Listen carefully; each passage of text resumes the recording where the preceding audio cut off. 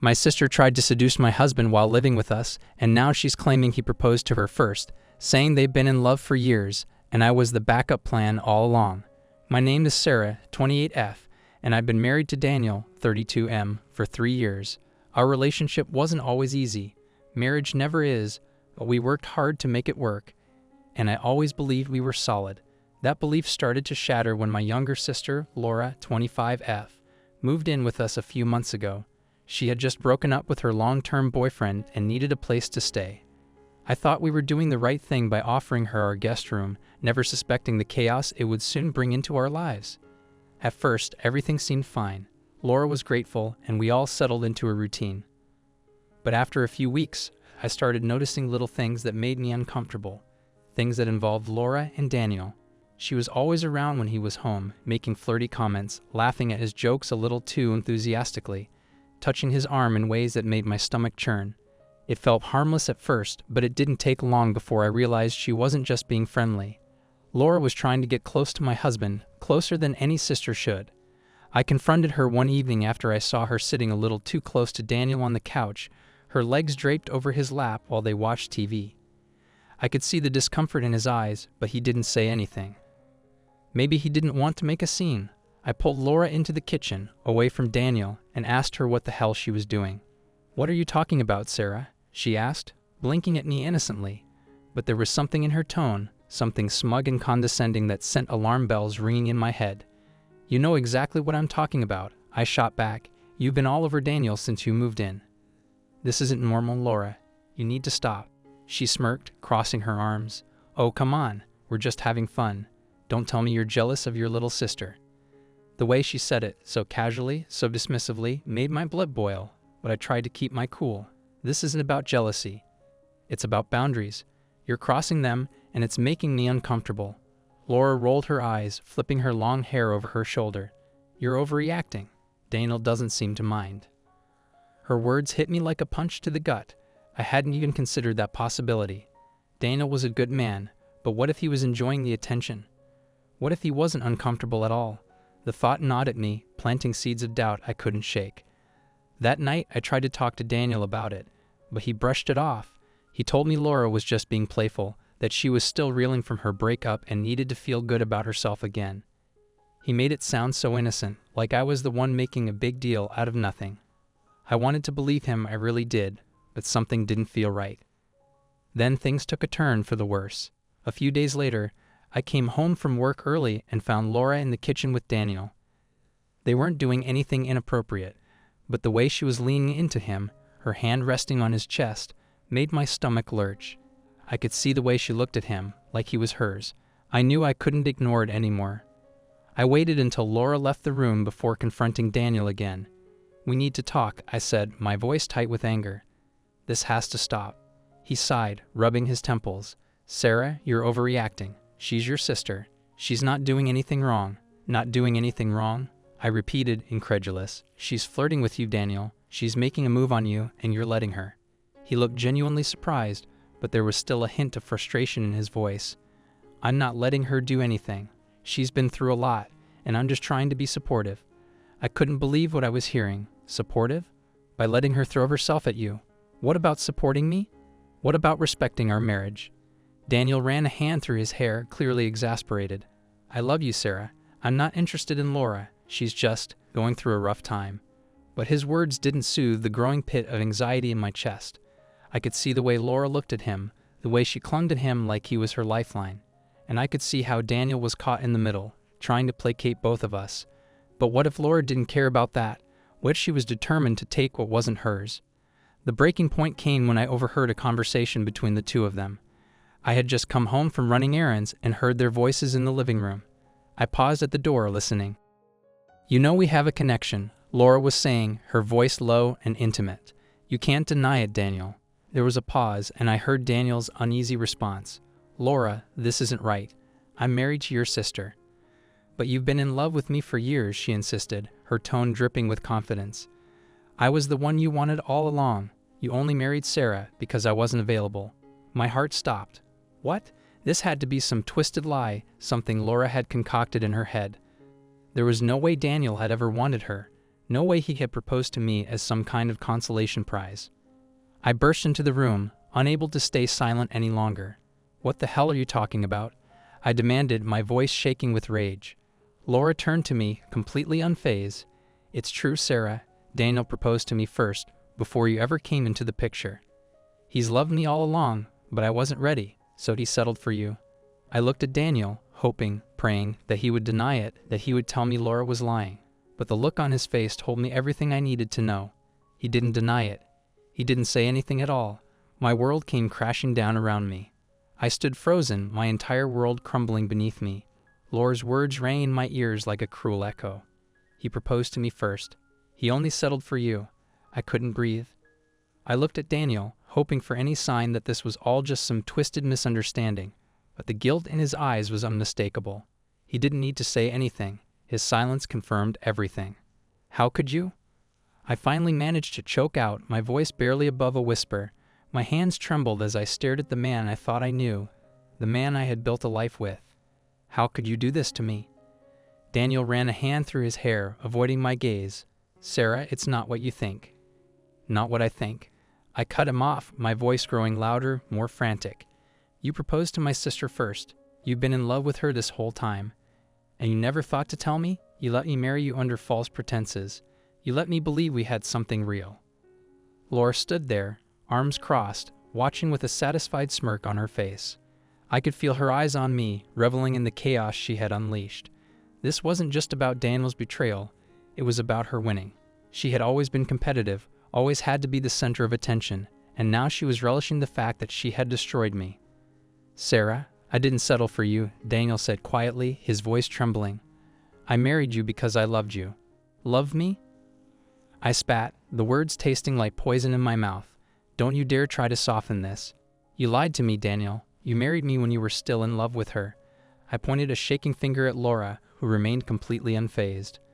"Why do you think I'm still here?" Laura chimed in, her voice dripping with smugness. "He's always loved me, Sarah. He only stayed with you because he thought I wasn't an option. But now things are different." I turned to face her, my fury bubbling over. "What are you talking about? You're my sister. You're supposed to have my back, not be plotting to steal my husband." Laura shrugged, as if the concept of loyalty was foreign to her. "Things change. People grow apart. Maybe it's time you accepted that Daniel and I are meant to be together. You've been nothing more than a placeholder." I couldn't believe what I was hearing. How had everything gone so wrong? How had I become the outsider in my own marriage, my own life? I had thought Laura's flirtations with Daniel were just some sick game, but now I was realizing that she had been plotting this all along. She wanted him, and she had manipulated her way into our home, into our lives, to get him. "Daniel, is this true?" I asked, my voice shaking. "Do you want to be with her? Do you regret marrying me?" He opened his mouth to speak, but no words came out. His silence was louder than anything he could have said. The realization hit me like a punch to the gut. He was torn. Torn between me, the woman he married, and Laura, the woman he had apparently loved all along. I had never felt so betrayed in my life. "This can't be happening," I muttered, my head spinning. "You can't seriously expect me to just stand by and watch while you two run off together, right? You can't just destroy everything we built." Laura laughed, and the sound sent a shiver down my spine. "Sarah, you don't get it, do you? Daniel and I have always had a connection, something you'll never understand. You were never part of the plan." Her words stung, cutting me deeper than any physical wound ever could. I felt like a fool, blinded by love, oblivious to the fact that my husband had been in love with someone else all along, and not just anyone, my own sister. "This isn't a game," I shouted, tears streaming down my face. "We're talking about my life, my marriage, my future. You can't just swoop in and take everything from me." Laura's expression softened for a moment, but only for a moment. "I'm not the one taking anything from you, Sarah. You've had Daniel long enough. It's time for you to move on. Besides, don't you think it's better this way?" The truth is finally out. The truth. The ugly, soul-crushing truth. My marriage had been a lie, my relationship with my sister had been a lie, and now I was expected to just walk away and let them live happily ever after. I wanted to scream, to throw something, to make them both feel the pain I was feeling. But I didn't. I couldn't. I was too numb. "I can't believe this," I whispered, shaking my head. "I can't believe you would do this to me. Both of you. Daniel stepped toward me, his eyes filled with regret. But I couldn't bear to look at him. "Sarah, please." "Don't," I snapped, holding up my hand. "Don't try to justify this. I can't even look at you right now." He froze, his shoulders sagging as he realized there was nothing he could say to make this right. Laura, on the other hand, seemed perfectly content to watch me unravel. "You'll be okay, Sarah," she said with a sickeningly sweet smile. "You'll find someone else, someone who actually wants you. Daniel and I were meant to be." Her words were like nails in my coffin, sealing me into a life I no longer recognized. I had lost everything in the span of a few hours: my husband, my sister, my sense of security. And the worst part? There was nothing I could do about it. Nothing. I spent the next few days in a daze, replaying every moment of the past few years in my mind. Every dinner, every holiday, every time Laura had come over, I questioned it all. How long had this been going on? How many stolen glances, secret whispers, and hidden touches had I missed? The betrayal wasn't just from Daniel. It was from Laura, the person who had shared my entire life with me since childhood. The tension in the house was unbearable. Daniel kept his distance, giving me space, but it wasn't out of respect. It was out of guilt. I could see it in his eyes every time he tried to make small talk, pretending everything was fine. But nothing was fine. Every interaction felt like a knife twisting deeper into my chest. Laura, on the other hand, had no such reservations. She walked around with a smug confidence, as if she had already won, as if my pain was nothing more than collateral damage in her twisted game. She didn't even try to hide it anymore. Every time Daniel was in the room, she made sure to stand just a little too close, to brush her hand against his arm, to give him looks that made my stomach churn. One evening, after another long day of trying to avoid them both, I snapped. I couldn't take it anymore. The passive-aggressive comments, the smug looks, the constant reminder that my life was falling apart right in front of me. It was too much. I walked into the living room where they were sitting side by side on the couch. They didn't even flinch when I entered the room, as if my presence no longer mattered. I stood there staring at them, my hands trembling with rage.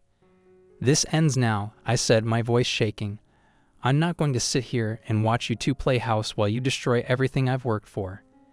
Daniel glanced up at me, his face pale. "Sarah, don't," I snapped, cutting him off. "Don't try to defend yourself. I want the truth, all of it. How long have you two been seeing each other behind my back?" Laura didn't even try to hide her smirk. "Does it really matter? The important thing is, it's happening now." I turned to her, my fury boiling over. "You're my sister, Laura. How could you do this to me? How could you sleep with my husband in my house and think that's okay?" Laura leaned back on the couch, crossing her arms. "You're being dramatic, Sarah. Things change. People change. We can't help how we feel." I stared at her, incredulous. "You can't help how you feel. You can't help that you betrayed your own sister. You can't help that you've been lying to me for God knows how long." Laura shrugged. "What do you want me to say?" "That I'm sorry." "Because I'm not. I've always loved Daniel. I was just waiting for him to realize it." Daniel shifted uncomfortably next to her, avoiding my gaze. His silence was deafening. I had expected him to defend himself, to at least offer some sort of explanation. But instead, he sat there, letting Laura speak for him. "So that's it then?" I asked, my voice barely above a whisper. "You two are just going to pretend like none of this matters? Like my marriage, our family, me, none of it ever mattered?" Laura rolled her eyes. "Sarah, stop acting like the victim. You're not the first person to get divorced, and you won't be the last. People move on." I felt the tears welling up, but I refused to let them fall. I couldn't give her the satisfaction of seeing me break down. "You're sick, Laura. You're twisted. You came into my home, you pretended to care about me, and all the while you were plotting to steal my husband." "Steal him?"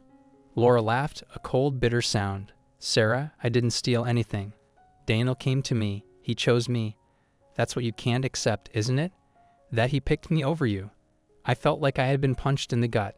It was one thing to suspect it, to know that Daniel had been unfaithful, but hearing it from Laura's mouth made it real in a way I hadn't been prepared for. I turned to Daniel, my voice trembling. "Is that true? Did you choose her?" He looked up at me, his eyes filled with guilt. "Sarah, just answer the question." I shouted, my voice breaking. "Did you choose her over me?" He hesitated for a moment before nodding slowly. "I'm sorry." Those two words shattered what little remained of my heart.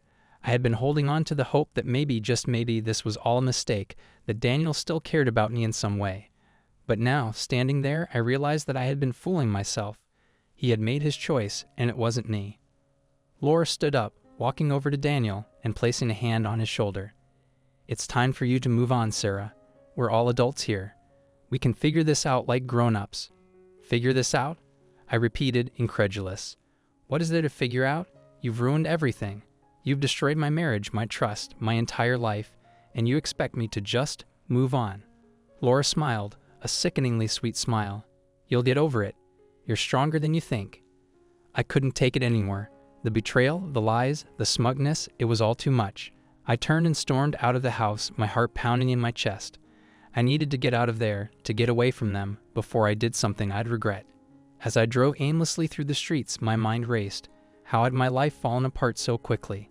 How had I been so blind to everything happening right under my nose? I had trusted Daniel, I had trusted Laura, and now they had both ripped my life to shreds. But as I drove, something shifted inside me. The sadness, the heartbreak, it all began to morph into something else, something darker. I wasn't going to just sit back and let them win. They had destroyed my life, but I wasn't going down without a fight. I pulled over to the side of the road, my hands shaking as I picked up my phone. I knew exactly who to call. I stared at my phone for a moment, contemplating my next move. Every fiber of my being was telling me to fight back, to not let Laura and Daniel get away with this. But what could I do? How could I ever come out of this with any shred of dignity, let alone a sense of victory? They had stripped me of everything, my trust, my sense of security, my home. But then it hit me. If Laura and Daniel thought they could walk all over me, destroy my life, and get away with it, they had another thing coming. There were things they didn't know about, things I had kept secret for years, and now it was time to use every piece of information. I had to tear down their perfect little world. I wasn't just going to fight back. I was going to destroy them. The first call I made was to a lawyer. It was late, but I knew one attorney who was always willing to take my calls, Miranda, 38F, an old college friend who had helped me and Daniel draft our prenuptial agreement before we got married. The irony wasn't lost on me. I had gone to her back then to protect our marriage, and now I was reaching out to her to tear it apart. "Sarah, is everything okay?" Miranda's voice was laced with concern when she answered the phone. "No," I replied bluntly, "but it's about to get a lot worse for Daniel and Laura." I explained everything to her, from the affair to Laura's sickening behavior and Daniel's betrayal. Miranda listened quietly, occasionally asking questions to clarify the timeline and details. When I finished, she sighed deeply. "This is a mess, Sarah, but if you want to fight back, you've got options." "I don't just want to fight back," I said, my voice cold. "I want to ruin them." Miranda paused for a moment before speaking again. "Well, if you're serious about this, we need to be smart. You can't just go in guns blazing or it'll backfire. We need to plan carefully, document everything, and hit them where it hurts the most, financially and legally." "Whatever it takes," I said, my heart pounding in my chest. "I'll get started right away," Miranda said. "But there's one more thing, Sarah. You need to gather as much evidence as you can. Text messages, emails, anything that proves what they've been doing." I nodded, even though she couldn't see me. "I'll do it." The next few days were a blur of preparation. I scoured through old texts, emails, and social media accounts, looking for anything that could help my case. And as I dug deeper, I uncovered more than I had anticipated. Laura hadn't just been flirting with Daniel behind my back. She had been actively plotting to take my place in his life for years. I found messages between the two of them going back almost as long as Daniel and I had been married. In one particularly nauseating exchange, Laura had told Daniel that she had always known they were meant to be together and that I was just filling a void until he realized it. Daniel had responded with his own delusional affirmations, saying that he loved her but didn't know how to break things off with me without causing a scene. The audacity of it all made my blood boil. They had been conspiring behind my back for years, and I had been none the wiser.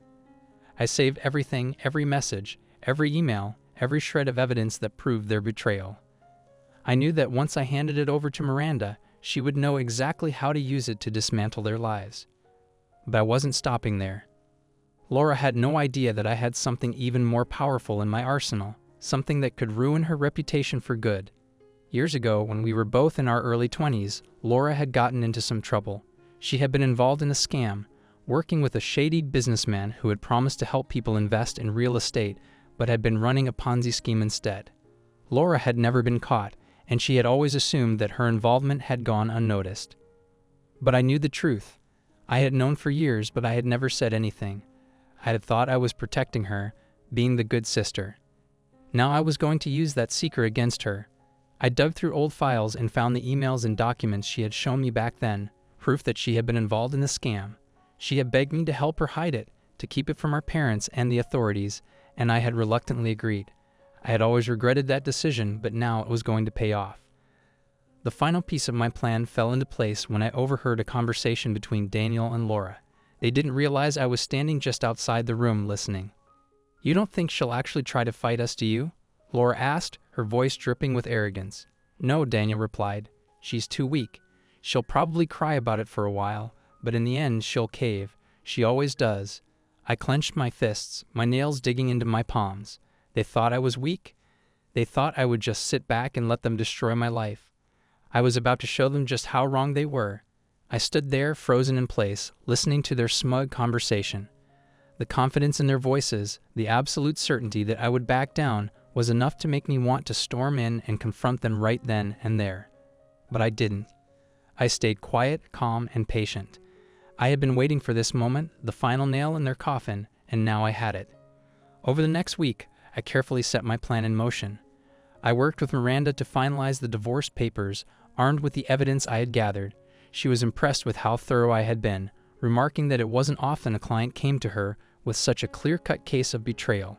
She assured me that, with the texts, emails, and documentation I had, Daniel didn't stand a chance in court. But the legal battle wasn't enough. I needed to hit them where it hurt the most publicly.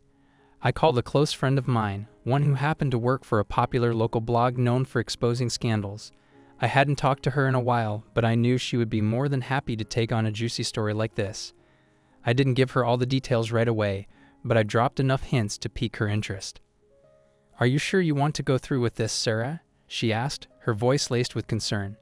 "This is going to get messy." "Messy is the least of my concerns," I replied. "I want the world to see them for who they really are." Once I had her on board, I prepared to drop the bombshell, but I wasn't going to do it anonymously. No, I wanted my name attached to this story. I wanted everyone to know who had exposed their lies and deceit. I wasn't going to hide in the shadows while they continued to live their lives without consequence. The morning I released the story was the calm before the storm. I sat in my kitchen, sipping coffee, my hands shaking slightly as I hit send on the email to the blog. The article was titled "Betrayal in the Suburbs: My Husband and Sister's Affair and the Web of Lies They've Spun." It detailed everything: the affair, the years of deception, the secret plans to leave me bankrupt, and most importantly, the Ponzi scheme Laura had been involved in all those years ago. Within hours, the story had gone viral. The response was immediate and overwhelming. Social media blew up with people sharing the article, expressing their outrage and disbelief. Old friends, family members, even casual acquaintances reached out to me, offering their support and condemning Laura and Daniel. It was cathartic seeing their perfect little world crumble around them. But the real fallout didn't hit until a few days later, when the authorities caught wind of Laura's past involvement in the scam. Miranda had warned me that this might happen, and sure enough, they opened an investigation into her. It didn't take long for them to find enough evidence to bring her in for questioning. The look of shock and betrayal on Laura's face when she realized that her own sister had exposed her was priceless. As for Daniel, he tried to fight back at first. He tried to paint me as the villain, claiming that I had gone crazy after discovering the affair. But no one was buying it. The messages between him and Laura were too damning, too detailed for anyone to believe his lies. His reputation in the community was ruined, and his job was on the line as word spread about the scandal. The image of the perfect husband and father he had cultivated for so long was shattered. In the midst of all this, Laura and Daniel turned on each other. The pressure of the investigation, the public humiliation, and the financial fallout drove a wedge between them. They began blaming each other for everything. Laura accused Daniel of dragging her into the mess with the affair, and Daniel blamed her for her involvement in the Ponzi scheme. It was satisfying to watch them implode, their once united front crumbling under the weight of their own deception. But the real victory came when I served Daniel with the divorce papers. He looked stunned, as if he had never imagined I would actually go through with it. I had already moved out of the house by then, leaving him to deal with the fallout on his own. I had secured a new place for myself, somewhere far away from the memories of our broken marriage. The divorce proceedings were swift and brutal. Thanks to Miranda's expertise and the mountain of evidence I had, I came out of it with everything I wanted. Daniel was left with nothing. The court ruled in my favor, granting me the house, a significant portion of our assets, and full custody of our son. Daniel, on the other hand, was left with his ruined reputation and the shattered remnants of his relationship with Laura. In the weeks that followed, I watched from a distance as Daniel and Laura's lives fell apart. Their once tight circle of friends had all but abandoned them, and they were left to pick up the pieces of the mess they had created. Laura was facing criminal charges for her involvement in the Ponzi scheme, and Daniel was desperately trying to salvage what was left of his career. As for me, I felt a sense of peace that I hadn't felt in years. It wasn't just about revenge. It was about reclaiming my life, my dignity, and my future. For too long, I had been a pawn in their game, but now I was free. Free to rebuild my life on my terms. Free from their lies and manipulation. Free to finally move on. And as I sat in my new home, surrounded by the things I had worked so hard to protect, I knew that I had won. Not just the battle, but the war.